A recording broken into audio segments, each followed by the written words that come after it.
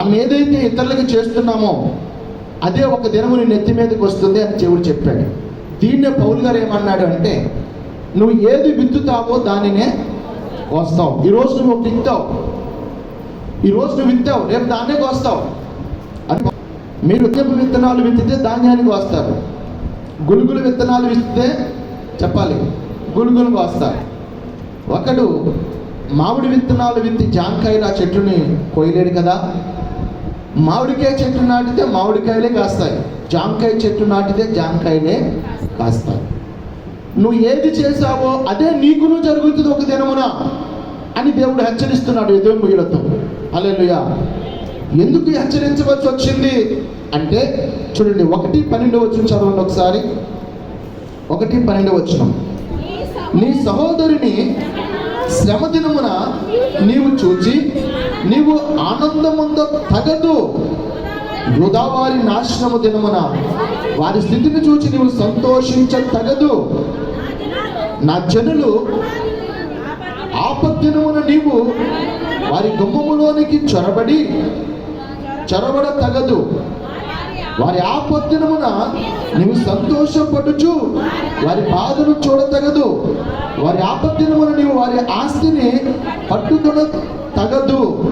వారిలో తప్పించుకుని వారిని సంహరించుటకు అడ్డత్రోవలలో నీవు నిలబడ తగదు. శ్రమ దినమందు అతనికి శేషించిన వారి శత్రువు చేతికి అప్పగింప తగదు. ఈ యూదా వారిని, దేవుని ప్రజలను, ఈ ఎదోమీయులు అనబడిన వారు ఏం చేశారంటే, దేవుడు వారిని శిక్షించినప్పుడు, దేవుడు వారి శ్రమలో వెళ్ళినప్పుడు వీళ్ళు ఆనందించారు. ఆనందించడమే కాదు, శత్రువులతో చేరి ఇశ్రాయేలుని ఇంకా భయంకరంగా శిక్షించారు, ఇంకా సంహరించారు, ఇంకా చంపేశారు. శత్రువుతో చేతులు కలిపి ఇశ్రాయేలు దేవుని ప్రజలను ఓచుకోత కోసే పరిస్థితి వీళ్ళ వల్ల కలిగింది ఇశ్రాయేలుకి. హల్లెలూయా. ఒక మాట చెప్పాలి అంటే కనుక, ఈరోజు ఇశ్రాయేలు పరిస్థితి బాగోలేదు, వీళ్ళ పరిస్థితి బాగానే ఉంది. అప్పుడు ఏం చేయాలి? వీళ్ళు జాలిపడాలి, చేయగలిగిన సహాయం చేయాలి. అలా చేయకుండా బాగా జరిగింది, బాగా పాడైపోతున్నారు, బాగా ఇబ్బందుల కొలువులో మీరు పడ్డారు, బాగుంది అని సంతోషిస్తున్నారు. రెండోది, ఇంకా వాళ్ళు ఇబ్బంది పరుస్తున్నారు. మూడోది, ఇంకా శత్రువుతో చేతులు కలిపి ఇంకా వారి మీద దాడి చేసి వారిని చంపే ప్రయత్నం చేశారు ఎదోమీయులు. దానికి స్తోత్రం. ఇక్కడ దేవుడు తెలియపరిచే నీతి ఏంటి అంటే కనుక, నీ సహోదరులో కానీ, నీ సంఘములో కానీ, నీ కుటుంబంలో కానీ, నీ బంధువుల్లో కానీ, నీ జనాంగంలో కానీ ఎవరైనా ఇబ్బంది కలిగినప్పుడు, ఎవరికైనా నష్టం కలిగినప్పుడు, ఎవరికైనా బాధ కలిగినప్పుడు నువ్వు చేయవలసిన పని ఏంటంటే ఓదార్చాలి, వారి కొరకు ప్రార్థన చేయాలి, వారు మేలు కలిగినట్లు నువ్వు మంచి విషయాల గురించి చెప్పి వారిని ధైర్యపరచాలి. హల్లెలూయా. ఇది ఆత్మీయ లక్షణము. ప్రతి ఒక్కరూ, చాలా మంది ఏం చేస్తారంటే, మనకి నచ్చిన వాళ్ళు, మనకి ఇష్టమైన వాళ్ళు, మన వాళ్ళు అనుకున్న వాళ్ళ దగ్గరికి వెళ్ళి బలపరుస్తారు, ప్రోత్సహిస్తూ ఉంటారు. మనకి శత్రువులకు మన వాళ్ళు కాదు అనుకున్నప్పుడు వాళ్ళని ఎత్తిపొడుస్తూ ఉంటారు, వాళ్ళని ఇంకను బాధపరుస్తూ ఉంటారు, ఇంకను వాళ్ళని దుఃఖపరుస్తూ ఉంటారు. హల్లెలూయా. ఇశ్రాయేలు ఎవరంటే దేవుని పిల్లలు, దేవుని జనాంగము.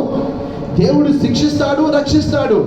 దేవుడు ఒక దెబ్బ కొడతాడు, మళ్ళా దాని నుండి దేవుడు విడిపిస్తాడు. హల్లెలూయా. శిక్షించిన మేలు కొరకే, రక్షించిన మేలు కొరకే, గాయము చేసిన మేలు కొరకే, గాయమును కట్టిన మేలు కొరకే దేవుడు. హల్లెలూయా. తన బిడ్డలు, నీ బిడ్డ తప్పు చేసినప్పుడు శిక్షిస్తావు.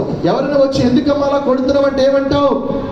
నేను కన్న బిడ్డ, నా ఇష్టం, వాడు తప్పు చేశాడు, శిక్షించే అధికారం నాకు ఉంది, ఒక దెబ్బ కొట్టే అధికారం నాకు ఉంది అని ఎలాగైతే చెబుతావో, అలాగే దేవుడు కూడా కొన్ని పరిస్థితుల్లో నీకు మేలు చేయడానికి శిక్షించనవచ్చు, రక్షించనవచ్చు, ఒక దెబ్బ కొట్టనవచ్చు, ఆ దెబ్బ నుండి విడిపించనవచ్చు, ఒక శోధనలోనికి, ఒక ఇబ్బంది కొలుములోనికి తీసుకువెళ్ళనవచ్చు, మరలా ఇబ్బంది కొలుములో ఒక మంచి వస్తువుగా నేను బయటకు తీసుకుని రావనవచ్చు. హల్లెలూయా.